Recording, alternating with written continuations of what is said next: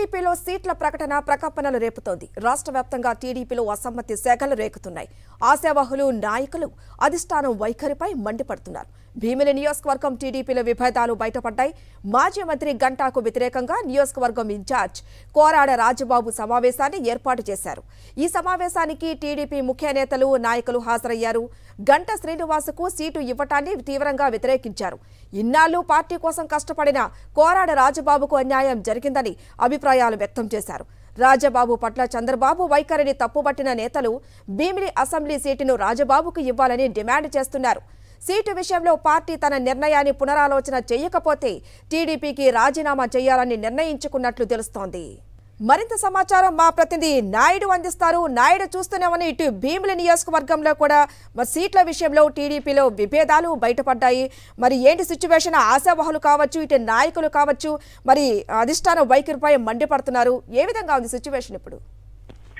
అరుణ Bheemili assembly స్థానాన్ని గంటా శ్రీనివాసరావుకు కేటాయించడంపై అటు జనసేన పార్టీలోను ఇటు తెలుగుదేశం పార్టీలోను పెద్ద ఎత్తున అసమ్మతి జ్వాలలో పడుతున్నాయి. గంటా శ్రీనివాసరావుకి సీటు ఇవ్వడాన్ని నిరసిస్తూ అక్కడ ఈ నియోజకవర్గ ఇన్ఛార్జిగా ఉన్న కోరాడ రాజబాబు ముఖ్య అనుచరులతో సమావేశమయ్యారు. భవిష్యత్తు కార్యాచరణ గురించి చర్చించారు. ఈ సందర్భంగా గంటా శ్రీనివాసరావు పైన తెలుగుదేశం పార్టీ నాయకులు తీవ్ర స్థాయిలో విమర్శలు గుర్తించారు. గంటా శ్రీనివాసరావు ఎక్కడి నుండో ఇక్కడికి వలస వచ్చారు. ఆయన అధికారాన్ని అడ్డం పెట్టుకుని అనేక అవినీతి ఆరోపణలకు పాల్పడ్డారు. ఆయన భూ కబ్జాలకు పాల్పడ్డారంటూ తెలుగుదేశం ప్రభుత్వం హయాంలోనే కూడా విచారణ జరిపింది. అటువంటి నేతకు ఏ విధంగా సీట్ ఇచ్చారంటూ కూడా తెలుగుదేశం పార్టీ నాయకులు ప్రశ్నిస్తున్నారు. స్థానికంగా ఉన్న కాపు నేతలకు సీట్లు ఇస్తామని గతంలో లోకేష్ చంద్రబాబు కూడా హామీ ఇచ్చారు. ఆ హామీని కూడా నిలబెట్టుకోలేదని వారు గుర్తు చేస్తున్నారు. తెలుగుదేశం పార్టీ సీట్లను వేలం పాటలాగా ప్రకటిస్తుందని, వేలం పాటలాగా అమ్ముకుంటుందని, అటువంటిప్పుడు సీట్లను డబ్బున్న వారికే కాకుండా వేలం పాటలు పెట్టిలాగుంటే ఎవరికి స్వాముతుంటే వారే పాడుకుంటారు. ఎందుకు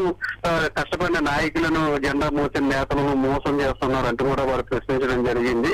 ఎట్టి పరిస్థితుల్లోనూ కూడా గంటా శ్రీనివాసరావును తప్పించి స్థానికంగా ఉన్న నేత కోరాడ రాజబాబుకు సీట్ ఇవ్వాలని ఈ రోజు జరిగిన సమావేశంలో అందరూ కూడా తీర్మానించారు. ఎన్నికలకి ఇంకా 50 రోజులు సమయం ఉంది కాబట్టి ఈ లోపల అధిష్టానం తన నిర్ణయాన్ని వెనక్కి తీసుకుని 4.5 సంవత్సరాల పాటు పార్టీకి సేవ చేసిన కోరాడ రాజబాబుకి సీటు ఇవ్వాలని, లేదంటే అధిష్టానాన్ని తిరుగుబాటు చేయాలని, అవసరమైతే తెలుగుదేశం పార్టీకి మూకుమ్మడిగా రాజీనామాలు కూడా చేయడానికి తామంతా కూడా సిద్ధంగా ఉన్నామని కోరాడ రాజబాబు అనుచరులు చెప్తున్నారు. గంటా శ్రీనివాసరావు ఎప్పుడు కూడా ఒక నియోజకవర్గాన్ని నమ్ముకుని ఉంటూ ప్రతి ఎన్నికకు ఒక నియోజకవర్గం మారుతూ ఉంటారు. ఇప్పటికే ఆయన 5 సార్లు నియోజకవర్గాలు మారారని, ఆయన నియోజకవర్గం మారితే మళ్ళీ ఎన్నికలకు సంబంధించి అక్కడ ఉన్న కార్యకర్తలు, నాయకుల పరిస్థితి ఏంటి, తన సమస్యలు చెప్పుకోవడానికి ఎవరు అందుబాటులో ఉంటారు.